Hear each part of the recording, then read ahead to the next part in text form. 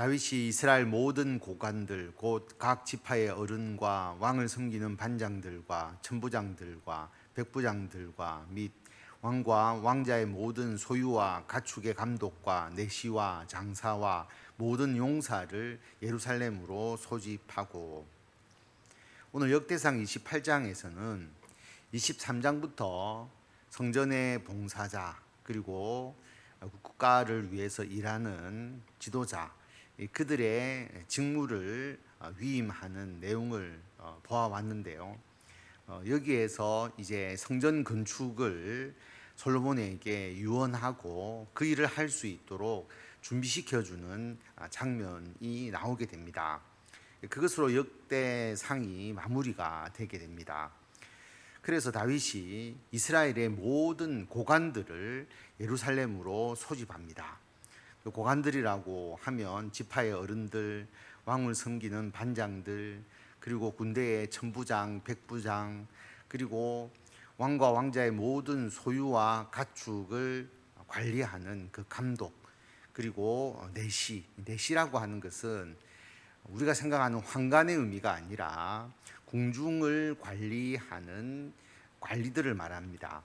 그리고 장사, 힘 있는 자, 전쟁의 영웅들 그렇게 생각하시면 되고요. 모든 용사들, 특별히 다윗의 30인의 용사가 있었죠. 그런 용사들을 모두 다 예루살렘으로 소집합니다. 다윗이 마지막으로 유언과 같이 이 예루살렘에 소집해서 모인 모든 이 고관들에게 다윗이 전달하고 그들에게 유언처럼 남길 메시지가 있는 것이죠. 그것이 성전 건축에 대한 내용입니다. 이에 다윗 왕이 일어서서 이르되 나의 형제들 나의 백성들아 내 말을 들으라. 나는 여호와의 언약궤 곧 우리 하나님의 발판을 봉헌할 성전을 건축할 마음이 있어서 건축할 재료를 준비하였으나 하나님이 내게 이르시되 너는 전쟁을 많이 한 사람이라 피를 많이 흘렸으니 내 이름을 위하여 성전을 건축하지 못하리라 하셨느니라. 다윗은 하나님의 성전을 건축할 마음이 있었다. 이 성전이 하나님의 발판이다, 하나님의 발등상이다 라고 그렇게 말하죠. 왜냐하면 하나님의 그 임재의 상징 언약궤의 뚜껑이 속죄소라고 일컬어지는데 그 속죄소 위에서 하나님께서 말씀하신다라는 그 의미를 생각하면 그 성전이 하나님의 발판이다라고 생각할 수가 있는 것이죠. 하나님께서 성전에서 이스라엘 백성들에게 말씀하시고 자신의 역사를 드러내시는 것입니다. 그래서 그 언약궤 하나님의 그 발판이 있는 그 성전, 하나님께서 임재하시는 곳이죠. 성전을 건축할 마음이 있었다라고 하는 겁니다. 그래서 다윗이 실질적으로 준비를 했다는 거죠. 재료를 준비를 했습니다. 그런데 하나님께서 전쟁을 많이 해서 피를 많이 흘렸기 때문에 성전을 건축하지 못할 것이다. 두 가지의 의미가 있는 것이죠. 성전을 건축하기에는 피를 많이 흘려서 다윗의 삶과 다윗의 인생이 하나님의 성전을 건축하기에는 부정하고 또 거룩하지 못한 측면이 있다. 전쟁의 측면에서 그런 것입니다. 또 하나는 전쟁을 많이 하느라고 백성들이 힘들었는데 또 성전 건축의 대역사를 하게 되면 백성들이 너무 어렵고 성전 건축이 덕이나 은혜가 되지 않기 때문에 성전을 건축하지 않도록 한 의미도 분명히 있습니다. 어쨌든 하나님께서 피를 많이 흘려서 성전을 건축하지 못하도록 하셨다라고 하는 것입니다. 그런데 그렇다고 해서 다윗이 성전 건축을 포기하는 것이 아니죠. 그러나 이스라엘 하나님 여호와께서 전에 나를 내 부친의 온 집에서 택하여 영원히 이스라엘 왕이 되게 하셨나니 곧 하나님이 유다 지파를 택하사 머리를 삼으시고 유다의 가문에서 내 부친의 집을 택하시고 내 부친의 아들들 중에서 나를 기뻐하사 온 이스라엘의 왕을 삼으셨느니라. 하나님께서 다윗을 택해 주셨다라고 하는 분명한 메시지를 온 이스라엘 백성들에게 전하는 것입니다. 하나님께서 다윗을 일시적인 왕이 아니라 영원한 이스라엘의 왕이 되게 하셨다. 그래서 여기에서 메시아 사상이 나오잖아요. 하나님께서 다윗 왕조를 영원케 하실 것이다. 그래서 다윗 왕조에서 메시아가 오실 것이다. 그 메시아가 예수 그리스도고, 예수 그리스도가 다윗 왕조로 이 땅에 오심으로써 영원한 메시아, 영원한 다윗 왕조를 이루셨다라고 하는 것입니다. 중요한 것은 하나님께서 다윗 왕조를 택하셨다라고 하는 것입니다. 유다 지파를 택하신 것이죠. 그래서 온 이스라엘의 왕으로 삼아 주셨습니다. 하나님께서 다윗에게 이러한 왕권을 주셨다라고 하는 것이죠. 그런데 그 왕권이 다윗에게서 끝나는 것이 아니지 않습니까? 5절에 보면 여호와께서 내게 여러 아들을 주시고 그 모든 아들 중에서 내 아들 솔로몬을 택하사 여호와의 나라 왕위에 앉혀 이스라엘을 다스리게 하려 하실세. 내게 이르시기를 내 아들 솔로몬 그가 내 성전을 건축하고 내 여러 뜰을 만들리니 이는 내가 그를 택하여 내 아들로 삼고 나는 그의 아버지가 될 것임이라. 하나님께서 여러 아들을 주셨지만 그 중에서 솔로몬을 택하셔서 왕위에 앉혀주셨다. 하나님이 다윗을 택하셨고 영원한 왕위를 주셨는데 그 영원한 왕위를 솔로몬이 이어받게 하셨다라고 하는 겁니다. 그래서 솔로몬이 앞으로 왕이 될 건데 다윗이 지명한 것이 아니라 하나님이 택하여 세우신 솔로몬이다라는 것을 모든 백성들에게 전달하는 것이죠. 솔로몬의 왕위를 굳건하게 하는 다윗의 유언입니다. 뿐만 아니라 솔로몬이 하나님의 성전을 건축할 것이다. 그래서 하나님께서 솔로몬을 택하셔서 하나님의 아들로 삼고 하나님은 솔로몬의 아버지가 될 것이다. 하나님과 솔로몬과의 관계를 하나님께서 분명히 말씀하시고 이 말씀을 다윗이 백성들에게 전하는 것이죠. 솔로몬에 대해서 절대적인 신뢰와 그리고 충성을 다할 수밖에 없도록 다윗이 만들어 주고 있는 것을 알 수가 있습니다. 그가 만일 나의 계명과 법도를 힘써 준행하기를 오늘과 같이 하면 내가 그의 나라를 영원히 견고하게 하리라 하셨느니라. 이제 너희는 온 이스라엘 곧 여호와의 회중이 보는 데서와 우리 하나님이 들으시는 데에서 너희 하나님 여호와의 모든 계명을 구하여 지키기로 하라. 그래서 하나님께서 하나님의 계명과 법도를 솔로몬이 힘써 준행한다면은 내가 솔로몬의 나라를 영원히 견고하게 하겠다라고 하나님께서 약속하신 것입니다. 그러면 계명을 지켜야 될 대상이 솔로몬뿐만 아니라 결국 이스라엘 백성들이 하나님의 계명과 법도를 지켜야 하는 것이죠. 그래서 너희는 온 이스라엘 여호와의 회중이 보는 데서와 하나님이 들으시는 데서 하나님 여호와의 계명을 구하여 지키기로 하라. 언약하는 거죠. 맹세하는 것입니다. 하나님의 말씀을 지킬 것이다. 이게 중요한 것이죠. 성전을 건축하는 것이 중요한 것이 아닙니다. 하나님의 말씀을 지킬 수 있도록 하는 것이 중요한 것이죠. 그렇게 하기 위해서 성전을 건축하는 것입니다. 그리하면 너희가 이 아름다운 땅을 누리고 너희 후손에게 끼쳐 영원한 기업이 되게 하리라. 내 아들 솔로몬아, 너는 내 아버지의 하나님을 알고 온전한 마음과 깊은 뜻으로 섬길지어다.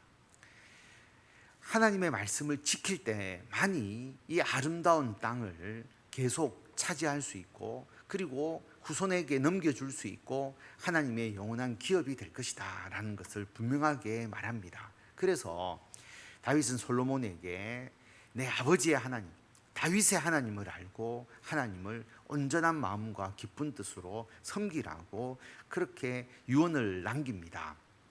여호와께서는 모든 마음을 감찰하사 모든 의로를 아시나니 내가 만일 그를 찾으면 만날 것이요 만일 내가 그를 버리면 그가 너를 영원히 버리시리라.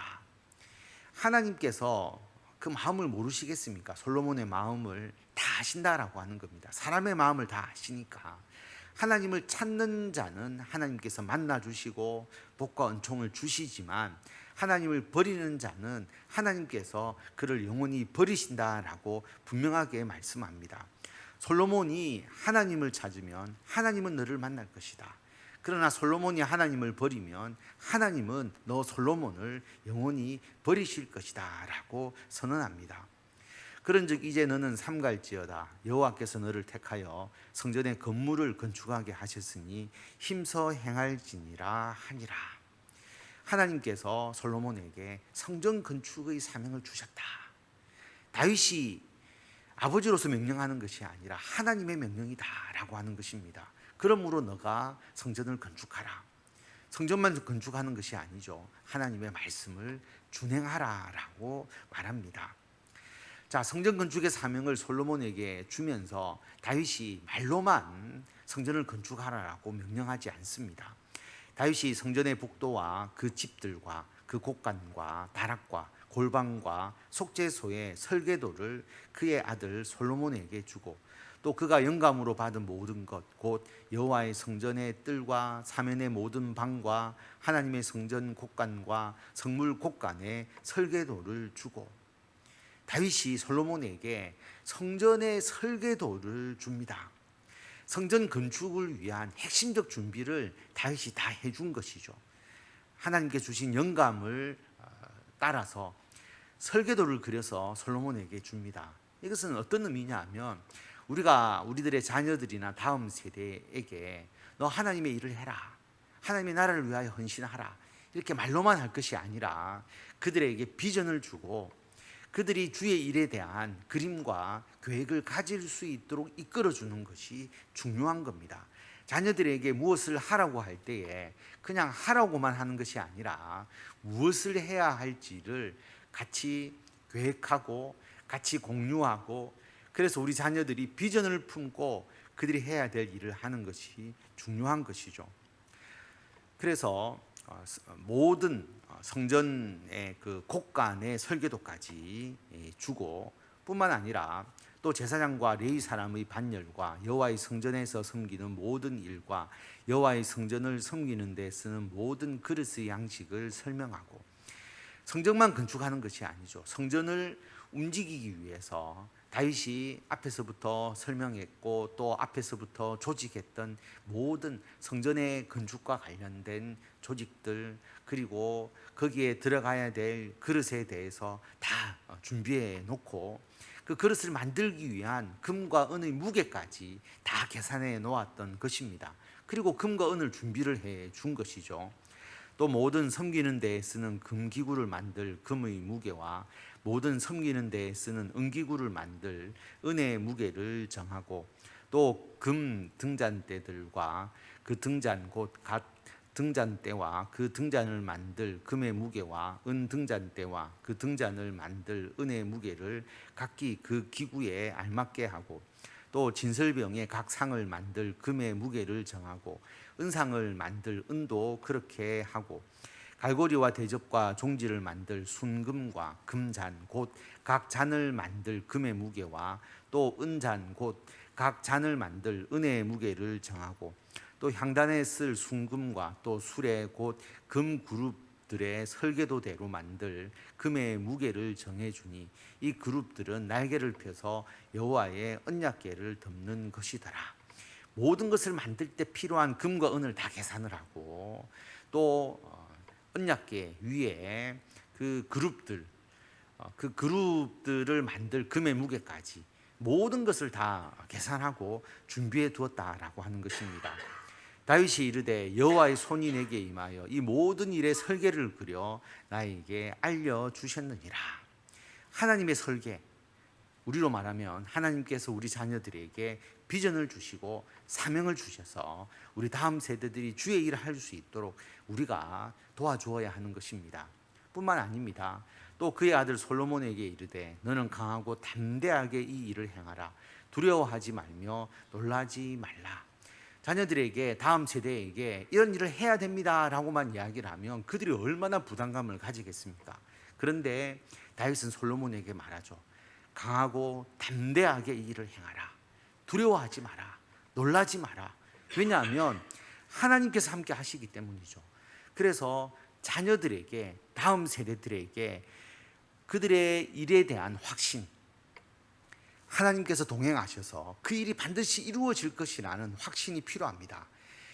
이루어질 수 없는 일을 우리가 그들에게 하라고 하는 것이 아니라 이루어질 일을 하나님께서 함께 하셔서 이루실 일이므로 너가 담대하게 그 일을 행하라라고 우리가 권면할 수 있어야 하는 것이죠. 내가 여호와의 성전 공사의 모든 일을 마치기까지 여호와 하나님 나의 하나님이 너와 함께 계시사 내게서 떠나지 아니하시고 너를 버리지 아니하시리라. 너가 성전 공사를 시작하면 마칠 때까지 하나님께서, 나의 하나님께서, 내가 경험했던 하나님, 나와 함께 하셨던 그 하나님이 너와도 함께 하셔서 너에게서 떠나지 아니하실 것이다. 너와 함께 하셔서 그 일을 이루게 해 주실 것이다. 하나님만 함께 하는 것이 아니죠. 또 함께 하는 사람들이 있는데 제사장과 레위 사람의 반이 있으니 하나님의 성전의 모든 공사를 도울 것이요 또 모든 공사에 유능한 기술자가 기쁜 마음으로 너와 함께 할 것이요 또 모든 지휘관과 백성이 온전히 내 명령 아래에 있으리라. 영적으로 도와주는 사람, 제사장과 레위 사람들이 24반열로 도와주는 것이죠. 그리고 실질적으로 기술적으로 성전을 지을 수 있는 기술자, 공사에 유능한 기술자를 준비해 둔 겁니다. 또 지휘관과 온 백성이 솔로몬의 명령을 따를 수 있도록 다윗이 유언을 해 주었습니다. 그래서 하나님만 함께 하는 것이 아니라 이 사람들이 솔로몬을 도우니까 성전을 건축할 수밖에 없다라고 하는 거죠. 충분히 할 수 있다라고 다윗이 말합니다. 오늘 말씀을 통해서 보면 우리가 다음 세대와 우리 자녀들을 위해서 무엇을 해 주어야 하는가라는 것을 알 수가 있습니다. 여러분, 우리가 모든 일을 다 할 수가 없습니다. 우리 세대에서 하나님의 일을 완성할 수가 없잖아요. 그래서 결국 다음 세대에 우리들의 일을 물려주어야 하는데 다음 세대가 왕위를 가지고 있어야 솔로몬처럼 주의 일을 할 수 있잖아요. 우리가 그들에게 왕위를 물려준다는 것은 우리들이 가지고 있는 믿음을 우리 다음 세대들에게 온전히 물려주어야 한다라고 하는 것. 오히려 우리보다 더 큰 믿음의 사람이 되도록 우리 자녀들을 만들고 세워나가야 한다라고 하는 것이고요. 그런데 그들이 하나님을 믿는 신앙을 가지고 무엇을 해야 하느냐, 그 비전에 대해서 공유하고, 그래서 그들이 하나님을 위해서 일할 수 있는 삶의 계획을 가질 수 있도록 만들어주고, 그리고 신앙을 가져서 주의 일을 하라라고만 말하는 것이 아니라 그 여건을 조성해 주는 것이 필요합니다. 지금 이 시대에 우리가 그들에게 줄 수 있는 것, 가장 핵심적인 것은 교회죠. 모든 주의 일은 교회를 중심으로 이루어지니까 그들이 교회 생활을 잘 할 수 있도록, 그리고 우리 교회를 우리 다음 세대들이 주님의 일을 할 수 있는 터전으로 만들 수 있도록 우리 교회를 더 가꾸어 나가고 세워 나가야 하는 것이고, 그들에게 하나님의 말씀을 가르쳐서 하나님의 말씀을 따라 살아갈 수 있도록 그렇게 해주고, 또한 그들이 함께 일할 수 있는 동력자들도 다 교회에 있잖아요. 교회를 우리가 더욱더 부흥시키고 더욱더 많은 사람들이 주의 일을 할 수 있도록 그렇게 해서 다음 세대 우리 자녀들이 교회를 통해서 주의 일 잘 할 수 있도록 만들어 나가는 것, 이것이 우리들의 사명이다라고 하는 것을 기억하시고 이 사명 잘 감당하셔서 우리들뿐만 아니라 우리들의 자녀들의 그 다음 세대에 이르기까지 주의 일이 온전히 하나님을 위해서 더 이루어지고 풍성하게 열매 맺도록 그렇게 만들어 나가시는 저와 성도 여러분들이 다 되시기를 바랍니다.